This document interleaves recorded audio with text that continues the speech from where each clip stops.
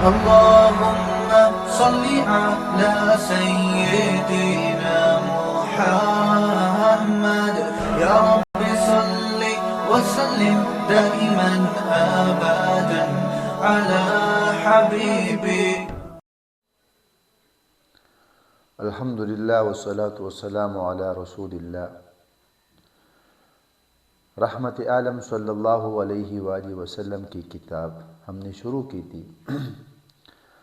پچھلے درس میں ہم یہاں تک پہنچے تھے کہ اللہ کے رسول علیہ السلام کی عمر جب 6 سال کی ہوئی تو اس کی والدہ وفات پا گئی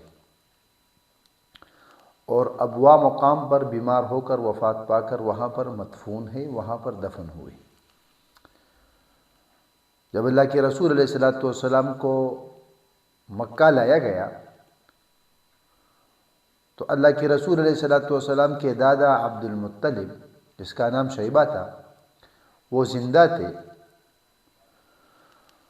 اللہ کے رسول علیہ السلام کی پرورش اپنے دادا نے شروع کر دی. دادا نے اپنے بن باپ اور ماں کے یتیم پوتے کو اپنے سینے سے لگایا اور اس کی پرورش بڑی پیار اور محبت سے شروع کی. محبت کے مارے ہمیشہ وہ اللہ کے رسول علیہ السلام کو اپنے ساتھ رکھتے تھے اور ہر طرح کی خاطر کیا کرتے تھے. یہاں تک کہ اللہ کے رسول علیہ السلام جب چھوٹے تھے تو وہاں پر بیٹھتے جہاں پر اللہ کے رسول علیہ السلام کے چاچا بیٹھ نہیں سکتے تھے، یعنی عبد المطلب کی جگہ پر اللہ کے رسول علیہ السلام بیٹھا کرتے تھے اور ان کے چچا وہاں پر نہیں بیٹھتے تو دادا ان کو کچھ نہ کہتے. عبد المطلب کی وفات. عبد المطلب اب بہت بوڑھے ہو چکے تھے، اس کی عمر 82 برس تھی. ان کو اپنے یتیم پوتے کا خیال آتا تھا کہ آخر اس کو کس کے سپرد کروں، کیونکہ میں نے مرنا ہے، میں بوڑھا ہو چکا ہوں، 82 سال عمر ہے. آخر میں اپنے بیٹوں میں سے، اس کے 10 بیٹے تھے، سب سے ہونہار بیٹا ابو طالب کے سپرد کر کے وفات پا گیا اور مکہ کی قبرستان حجون میں دفن ہوئے. جب آپ علیہ السلام کے دادا فوت ہوئے اس وقت اللہ کے رسول علیہ السلام کی عمر 8 سال تھی. یعنی 8 سال کی عمر میں دادا بھی رفاقت چھوڑ گئے، ساتھ چھوڑ گئے. 6 سال کی عمر میں ماں ساتھ چھوڑ گئی تھی، 8 سال کی عمر میں مشفق دادا وہ ساتھ چھوڑ گئے. اللہ کے رسول علیہ السلام اپنے چچا ابو طالب کی پرورش میں آئے. چچا نے اپنے بھتیجے کو بڑے لاڈ اور پیار سے پالا، اپنے بچوں سے بڑھ کر ان کا خیال رکھا، ان کا ناز اٹھاتے. ابو طالب سوداگر تھے. ایک بار کا واقعہ ہے کہ تجارت کا سامان لے کر شام کے ملک کو جا رہے تھے. اللہ کے رسول علیہ السلام نے بھی خواہش ظاہر کی کہ میں بھی ساتھ جانا چاہتا ہوں. مورخین اللہ کے رسول علیہ السلام کی عمر 12 سال یا کچھ 12 سال 2 مہینے بتاتے ہیں. اللہ کے رسول علیہ السلام کو بھی ساتھ لیا. جب شام کے علاقے بصرہ میں جا پہنچے، جو حوران کا ایک مرکزی شہر ہے اور وہاں پر رومیوں کی سلطنت تھی اور یہ دارالحکومت تھا. وہاں پر ایک راہب رہتا تھا جس کا نام جرجیس تھا اور بحیرہ کے نام سے مشہور تھا. جب یہ قافلہ بصرہ پہنچا تو وہ راہب بحیرہ جس کا نام جرجیس تھا وہ اپنے عبادت خانے سے باہر نکل آیا اور ان لوگوں کو دعوت دی کہ آپ نے ہمارے ساتھ دعوت کھانی ہے. ابو طالب کو تو پتا تھا، وہ سوداگر تھے، کہ راہب کبھی باہر نہیں نکلتا. اس سے وجہ پوچھی تو اس نے کہا کہ تم میں سے ایک بچہ ہے. اللہ کے رسول علیہ السلام کو اپنے سواریوں کے ساتھ چھوڑ آئے تھے. تو اس نے کہا وہ بچہ کہاں ہے؟ انہوں نے کہا کہ ان کو ہم نے سواریوں کے پاس چھوڑ آئے ہیں. تو جرجیس کہنے لگا راہب کہ ان کو بھی اپنے ساتھ لے کے آ. اللہ کے رسول علیہ السلام کو ساتھ لے کے آئے تو فوراً اس نے اس کی قمیص اٹھائی اور پیچھے مہر نبوت دیکھا. چچا نے وجہ پوچھی کہ دیکھیں آپ تو راہب ہو، عبادت کیا کرتے ہو، کسی کے لیے باہر نہیں نکلتے، آج کیوں نکلے؟ تو جرجیس کہنے لگا کہ میں نے دور سے دیکھ رہا تھا کہ آپ کا قافلہ جہاں سے بھی گزرتا تو اس بچے کے لیے پتھر اور اسی طرح درخت سجدہ کیا کرتے تھے، اور اس کے اوپر بادلوں نے سائبہ بنایا ہوا تھا۔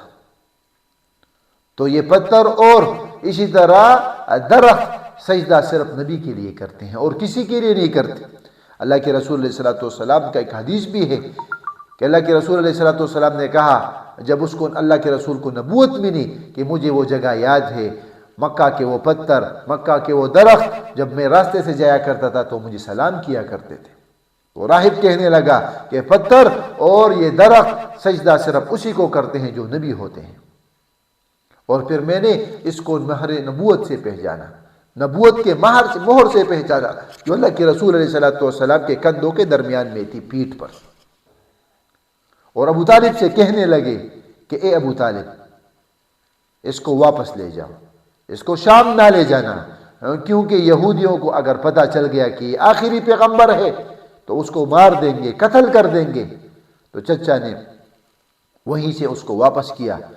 تو یہ وہ واقعہ تھا کہ اللہ کے رسول علیہ الصلوۃ والسلام ملک شام جا نہ سکے۔